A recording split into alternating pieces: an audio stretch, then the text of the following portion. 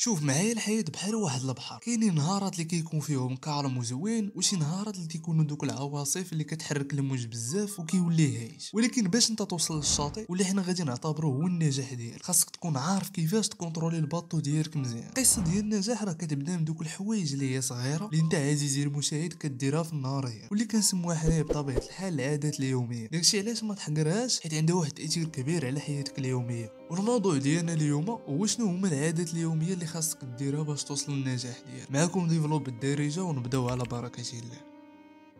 كيف ما تيقولوا ناس زمان الفياق بكري بدا بالمشري. شوف غير هادي وحاول تامل فيها مزيان. الابحاث العلميه راه كتبين ان الناس اللي كيفيقوا بكري كيكونوا اكثر انتاجيه. فوقت الصباح هو واحد الوقت اللي كيكون فيه الدماغ ديالك نقي وحتى الجو تيكون كالم وزوين. هاد اللحظه هادي بالضبط راه كتكون مثاليه باش تخدم على الحوايج الصعيبه اللي خاصها تركيز كبير. ونزيدك واحد الحاجه اخرى، الناس اللي كيصليو الفجر عندهم واحد الاحساس بالسلام الداخلي، وهذا الشيء كيعطيهم واحد الطاقه اللي هي ايجابيه وزوينه في نهارهم. داكشي علاش حاول تبدا نهارك بصلاه الفجر. فيك ليا دويت في واحد الفيديو على النعاس بكري والفياق بكري، لا بغيتي تفرج فيه.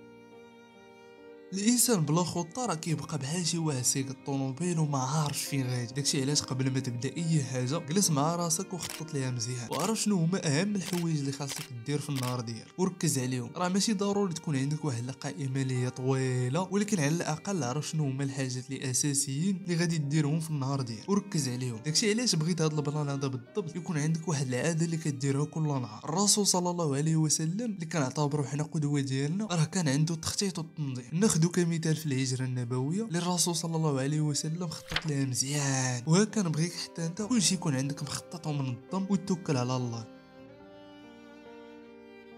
في اخر النهار قبل ما تنعس خذ شويه ديال الوقت مع راسك، سول راسك شنو درتي اليوم وشنو هي الحاجه اللي كان عليك ديرها اليوم ونسيتي ما درتيهاش. المهم هاد اللحظه هادي بالضبط راه كتخليك توقف وتراجع النهار ديالك مزيان وتكون واعي بكيفاش دوزتي. وحاجه اخرى كتقدر تكتشف شنو هما الحوايج اللي ضيعتيهم وشنو اللي نجحتي فيهم. حتى لو كانت عندك شي انجازات اللي هي صغيره راه خاصك تحتفل بها وتكون فرحان بها. المراجعه اليوميه راه مهمه بزاف باش تعرف فين غادي وكيفاش تعالج الاخطاء ديالك. يعني كل نهار كتاخذ واحد الفرصه باش تحسن.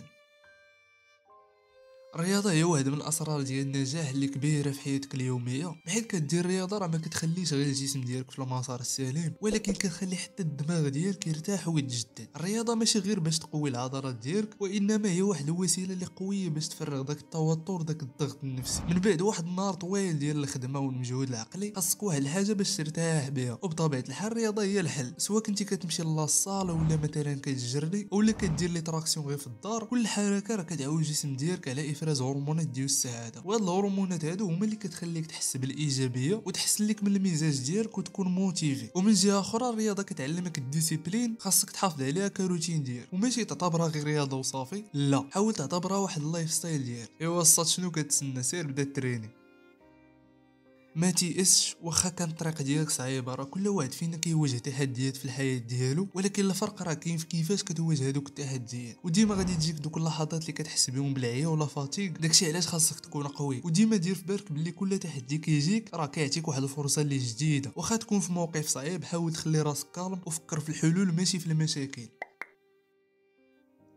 الوقت هو اغلى حاجه عندنا وما خاصكش تضيعو في الحاجات اللي ما عندهمش حتى شي قيمه. راه في كل دقيقه كتمشي معاك فرصه جديده باش تحسن من حياتك. الا ضيعتي وقتك في التفكير والمشاكل وفي الحاجات السلبيه راه ما غادي توصل لوالو. حاول تركز على راسك وعلى الحاجات اللي انت كتحلم بهم. خاصك ديما تكون كتستغل الوقت باش تكون واحد النسخه اللي ناضيه، سواء في القرايه ديالك اولا في الخدمه ديالك اولا حتى في العلاقات ديالك. فما تخليش الحاجه الصغيره توقفك، وخذ كل فرصه جاتك كون سيريو فيها وواقعي. ثق بيا حياتك غادي تكون احسن الا كنتي كتركز على الاهداف ديالك وتستغل الوقت ديالك في الحاجات اللي غادي تفيدك وتدفعك لقدام. وخلاصه القول الحياه ديالك هي بحال واحد اللوحه ديالك وانت هو داك الرسام. كل نهار عندك فرصه باش تزيد داك الكولور اللي بغيتي في اللوحه ديالك. النجاح راه ماشي شي حاجه اللي كتجي في دقه واحده، ولكن راه واحد المجموعه ديال العادات اليوميه اللي كتبني بها داك النجاح اللي كتحلم به. فحاول تعيش الحياه ديالك بامل وخليك ديما عارف ان طريق النجاح راه كيبدا بخطوه اللي هي بسيطه، ولكن خاصها تكون داخله في الروتين ديالك. وهنا غادي يكون الفيديو ديالنا سالا، نتلاقاو في فيديو جديد ان شاء الله.